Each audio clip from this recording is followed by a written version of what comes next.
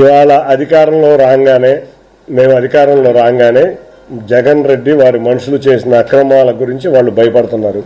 ఇంతవరకు లోకేష్ గారు red book ఓపెనే చేయలేదు. ఓపెన్ చేయకుండా ఉన్నానే నేషనల్ మీడియాకి వెళ్ళి రెడ్ బుక్ చేస్తున్నారు, అది చేస్తున్నారు, ఇది చేస్తున్నారు అని చెప్పి అవాకులు చవాకులు పేలుతున్నారు. ఇవన్నీ కూడా మీరు ఏదో సృష్టించి రాష్ట్రానికి రావాల్సిన పరిశ్రమలని లేకపోతే రాష్ట్రానికి రావాల్సిన అభివృద్ధిని అడ్డుకోవాలని చేసే మీ యొక్క కుట్రను ప్రజలు నమ్మరు. జగన్మోహన్ రెడ్డి వెంట 13 లక్షల కోట్ల రూపాయలు అప్పులు చేసేశారు. ఇంకా ఇంకెంతలో తేలలేదు. ఇటువంటి పరిస్థితుల్లో సూపర్ 6 పథకాలు అమలు ఎంతవరకు ఎట్లా చేయగలరు? మొన్నే చూశారు మీరు, చంద్రబాబు నాయుడు గారు ఏదన్నా క్రైసిస్ వస్తే క్రైసిస్ని చక్కగా మేనేజ్ చేయగలిగిన వ్యక్తి. మీరు చూస్తే 2014 నుంచి 19 వరకు లోటు బడ్జెట్ ఉన్న రాష్ట్రంలో కూడా పథకాలన్నీ కూడా క్రమంగా మేము ఇచ్చి, అంతేకాకుండా ఏ రోజు కూడా మీరు చూస్తే ఆ రోజు రాష్ట్ర ఆర్థిక పరిస్థితి భారంగా ఉన్న సమయంలో కూడా ప్రభుత్వ ఉద్యోగాలకి 43% ఇది ఇచ్చాం. తెలంగాణ రోజు ధనిక రాష్ట్రమైన తెలంగాణకి సమంగా ఇచ్చాం.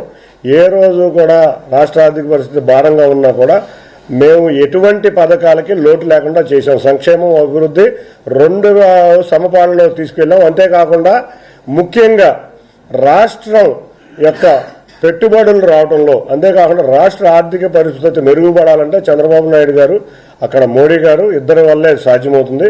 అది చేసి చూపిస్తాం. మేము మొన్నే చేసి చూపించాం.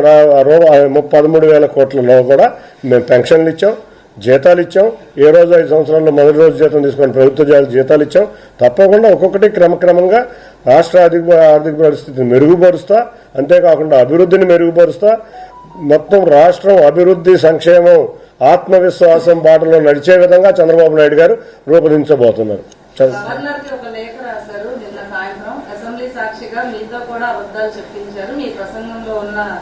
ఈ అబద్ధాలన్నీ లిస్టుని కూడా ఆ లెటర్లో పొందుపరిచారు.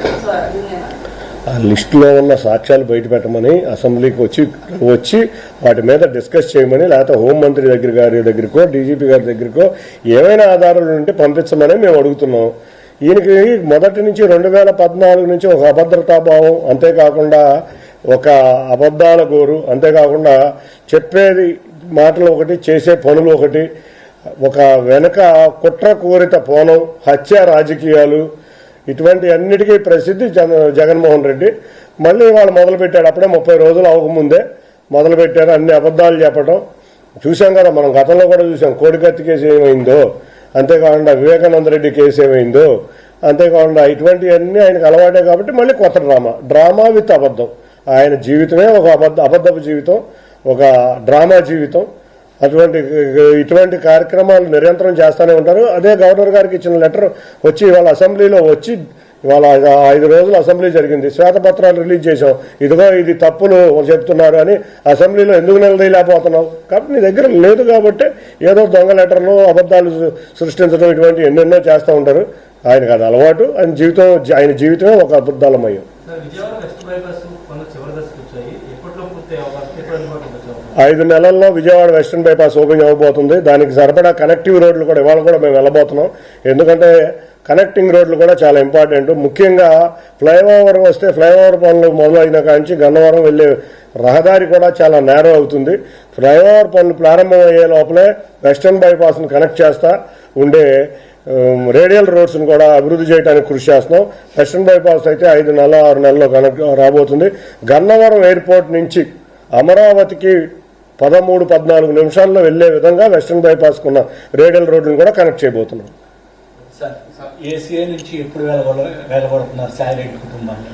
ఆల్రెడీ ఏసీఏ యొక్క అక్రమాలు చాలా జరిగినాయి. తప్పకుండా ఏసీఏని ప్రక్షాళన చేసి క్లీన్ క్రికెట్ ఇవ్వాలని మా ప్రభుత్వ ఉద్దేశం.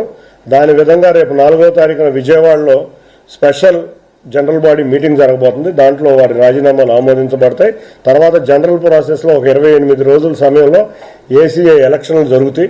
ఎలక్షన్లో వాళ్ళు ఎన్నుకున్న ప్రతినిధులు సుమారు సెప్టెంబర్ 1st వీక్ ఏసీఏలో కొత్త బాడీ రాబోతుంది. మీరు చూస్తే ఏసీఏ ప్రధాన కార్యాలయం విజయవాడలో ఉన్నట్టే, కానీ వాళ్ళు రిజిస్టర్ ఆఫీస్ అక్కడ మార్చుకున్నారు. కాబట్టి విజయవాడలో ప్రధాన కార్యాలయం ఉంటుంది, రిజిస్టర్ ఆఫీస్ విశాఖపట్నంలోనూ ఉంటుంది. 2 చోట్ల ఆఫీస్ ఉంటుంది. ఇప్పుడు ఏ విధంగా ఉందో అదే విధంగా ఉంటుంది. ప్రతిసారి విజయవాడకి భారీగా రైల్వే బడ్జెట్లు కేటాయించారంటారు, ఎయిర్పోర్ట్ ఇచ్చామంటారు, దానికి నిధులు ఇచ్చామంటారు. కానీ మన విజయవాడ రైల్వే స్టేషన్ చూస్తే కనుక దాదాపు ఎన్టీ రామారావు గారు వచ్చిన తర్వాత 3 ట్రైన్లు తప్పితే ఇక్కడ నుంచి స్టార్ట్ అయ్యే ట్రైన్స్ ఏవి శాతవాహన, రత్నాచర్లు, పినాకి ఈ 3 ట్రైన్స్ ఇక్కడ నుంచి బయలుదేరాలి. మనం షిరిడి వెళ్ళాలన్నా వేరే చోట నుంచి ప్రాంతం నుంచి వచ్చింది, తిరుపతి వెళ్ళాలన్నా వేరే చోట నుంచి, జన్మభూమి ఎక్స్ప్రెస్ ఇక్కడ నుంచి వెళ్ళేది అది వైజాగ్ వరకు పోయింది. ఇక్కడ కనీసం అప్పటి నుంచి ఒక ట్రైన్ కూడా సాధించిన దాఖలాలు లేవు. మీరు ఇంకా అమరావతి అవి వచ్చినాయి చెప్తా, కనీసం ఇక్కడ ట్రైన్స్ కూడా మనం వేయించుకోలేని స్థితిలో ఉన్నాం. ఇంకోవైపు ఎయిర్పోర్ట్ చూస్తే కనుక ఒక ఢిల్లీకి, విశాఖపట్నం, హైదరాబాద్ తప్పితే ఇంకా వేరే చోటకి ఎక్కడికి లేవు. అటు త్రివేంద్రం లేవు, ఇంకేపు పుణె లేవు, ఎక్కడికి లేవు. ముఖ్యంగా విజయవాడ రైల్వే జంక్షన్ మధ్య రాష్ట్ర నడిమొడ్డున ఉంది. కాబట్టి రాష్ట్రం మొత్తం సమగ్రాభివృద్ధే మాకు ముఖ్య కర్తవ్యం. విజయవాడతో వెళ్లే విధంగా వైజాగ్ నుంచి కానీ, అంతేకాకుండా తిరుపతి నుంచి కానీ ఇంకెక్కడికైనా రాష్ట్రంలో ప్రతి ప్రాంతానికి రైలు కావాలి. కాబట్టి ఆ విధంగా జరుగుతుంది. విజయవాడ మొన్న రైల్వే నేను కూడా మొన్న పార్లమెంట్లో ప్రస్తావించడం జరిగింది. ప్రధాని అమృత్ పథకం కింద విజయవాడ రైల్వే స్టేషన్ ఇంప్రూవ్ చేయబోతున్నారు. మేము దాని కింద నిధులు అడగడం జరిగింది. దాన్ని వెంటనే వాడు స్పందించి ఎందుకంటే విజయవాడ రైల్వే జంక్షన్ చాలా క్రిటికల్ జంక్షన్. వచ్చే 50 సంవత్సరాలకి అంటే విజయవాడ జంక్షన్ కూడా ఆయన సభావేదికగా ఒకటే విషయం చెప్పారు. ఇండియా మొత్తంలో ఉన్న ఏకైక business railway station Vijayawada junction 50 సంవత్సరాల అవసరాలకు సరిపడే విధంగా మేము అభివృద్ధి చేయబోతున్నామని, త్వరలో వాటికి నిధులు కూడా రిలీజ్ అవబోతున్నాయి. అమృత్ భారత్ స్టేషన్ స్కీమ్ కింద దానికి నిధులు రిలీజ్ అవబోతున్నాయి. ఇంకోటి మేము కూడా అడిగింది, విజయవాడ నుంచి బాంబేకి స్వర్ణ భారత్ రైలు ప్రారంభించమడిగితే వాళ్ళు విజయవాడ టు బాంబే సాధ్యం కాదు, కాబట్టి త్వరలో విజయవాడ బెంగళూరు రైలు ప్రవేశించడానికి కృషి చేస్తామని చెప్పారు. మన ప్రాంతం నుంచి రైళ్లు ఎక్కువగా వెళ్లటం మూలంగా, ముందుగా జంక్షన్ అవడం మూలంగా మనం ఇక్కడి నుంచి కొత్త రైళ్లు స్టార్ట్ అవ్వలేకపోతున్నాయి. మనకు ఇదివరకు ఇక్కడి నుంచి ప్రారంభమైన రైళ్లు కూడా రాష్ట్రాభివృద్ధి కోసం పై స్టేషన్ నుంచి ఇక్కడ దాకా తీసుకొచ్చి జంక్షన్ మీదుగా పాస్ చేయడం జరుగుతుంది. త్వరలో ముందు రైల్వే స్టేషన్ అభివృద్ధి, అంతేకాకుండా కొత్త రైళ్లు వచ్చే విధంగా కృషి చేస్తాం. ఇక ఎయిర్పోర్ట్ అంటారా, సంవత్సరంలో కొత్త టెర్మినల్ మీరు చూస్తే 2019 నుంచి నడకన నడిచింది. మీరు గత నెలన్నర నుంచి చూస్తే చాలా స్పీడ్గా నడుస్తుంది. 9 నెలల నుంచి 12 నెలల లోపల ఎయిర్పోర్ట్ కొత్త టెర్మినల్ ఓపెన్ చేయబోతున్నాం. అంతేకాకుండా ఎయిర్పోర్ట్కి ఎదురుగా ఉన్న రోడ్డు కూడా ఈ వారం 10 రోజుల్లో ఓపెన్ చేయబోతున్నాం. మా ఎదురుగా ఉన్న హైవే కూడా. ఇక ఫ్లైట్ల కనెక్షన్ అంటారా, క్లియర్గా మేము వచ్చినాక బాంబే మొదలైంది. అంతేకాకుండా రేపు మళ్ళీ 16వ తారీఖు కొత్త బాంబే ఫ్లైట్ ఇంకోటి రాబోతుంది. ఢిల్లీలో కొత్త ఫ్లైట్ రావాల్సి ఉంది. టెర్మినల్ 1 కూలిపోవడం వల్ల కొంచెం లేట్ అయింది. సెప్టెంబర్ ఫస్ట్ వీక్లో కూడా ఢిల్లీ ఫ్లైట్ రాబోతుంది. మేమందరం కూడా ఒకటే కోరాం. నిన్న రామ్మోహన్ నాయుడు గారిని వెళ్ళి నేను ప్రత్యేకంగా కోరటం జరిగింది.